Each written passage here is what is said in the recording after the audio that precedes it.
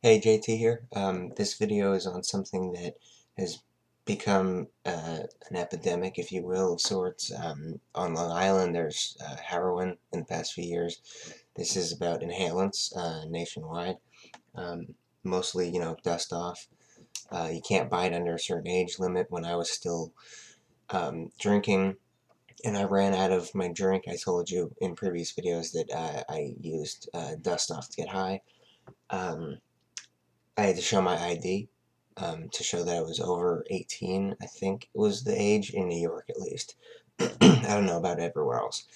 But wanted to, I talked about the dangers of alcohol poisoning, and I figured I'd put a video in here talking about inhalants and the dangers of that, which are immediate in a lot of cases. Um, Now, it's not only dust off inhalants, you can sniff gasoline, you can sniff aerosols in household products that contain butane and propane. That all gets you high. I liked, is a strange terminology to use. I never liked that. The dust off. If I had access to something else, I probably would have done it.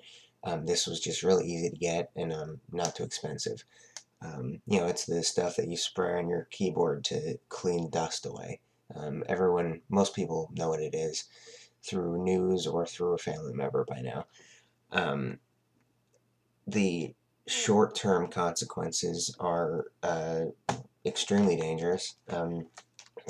Obviously, intoxication from the chemicals, loss of consciousness, which I experienced every time, hallucinations I experienced in the later stages of my use, and is what really caused me to think about what I was doing and stop, because I hated the going unconscious so quickly and hallucinating that I was doing something, whether it was dangerous or not.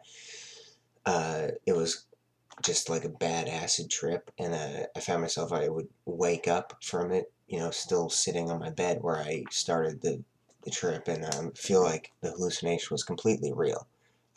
So that was one of the major reasons why I stopped using it, because I didn't like hallucinating like that. Um, Heart failure can be an instant result, suffocation, high risk of death short term. It I think it's about 30% of first time users asphyxiate when they first inhale the drug in an inhalant. That wasn't enough for me to say no to it. I was looking for a high, and I was kind of bored with alcohol. So I said, all right, well, I'm willing to take that, because at that time I was I was self-injurious, and I was, bordering on suicidal. I was depressed, and I was at that stage where I saw the statistics of death, and I didn't really care.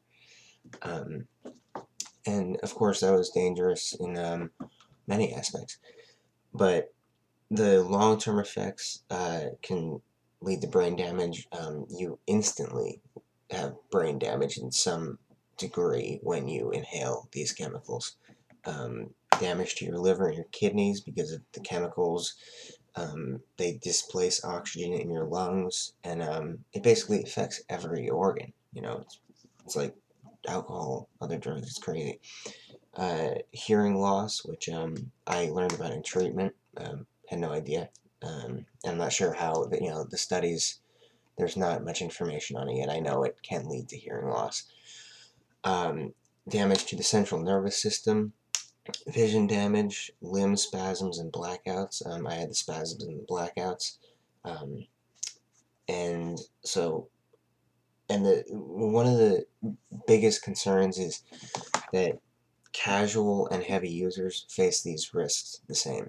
There could be people that are addicted to it and use constantly throughout the day, and you could be the first time user and not suffocate when you use it, but have the loss of consciousness and the hallucinations and the immediate brain damage. So it's a difference between this and a lot of other drugs where um, one person could be inhaling 5 cans a day, and you could have your first 2 sips and react the same exact way. The person that inhales 5 cans a day could also asphyxiate. It can hit you out of nowhere. So that's some information on inhalants, dust off mainly, and the risks and how you can't scare an addict, which is one of the things I learned. Obviously, I read the statistics before I used the drug, and I said, oh, 30% asphyxiate, that's not enough for me, I don't care. You can't scare an addict, but you can scare regular people into not trying it. It's not worth it. Most drugs are not worth it, and from my experience, it's one on the highest level, because it really screws you up. So that's some information for you, and I hope I help someone else, and keep watching the videos. I really appreciate all the support that you're giving me. I don't know why I started to do this. I just felt like the stigma of being addicted to things was too high, and there wasn't enough understanding coming from the outside world. So, it's, not to make anyone uncomfortable, but I thought, time to shed some light on it and to show that it's not your fault, and there's solutions and answers, and you can learn about this stuff. So, be healthy.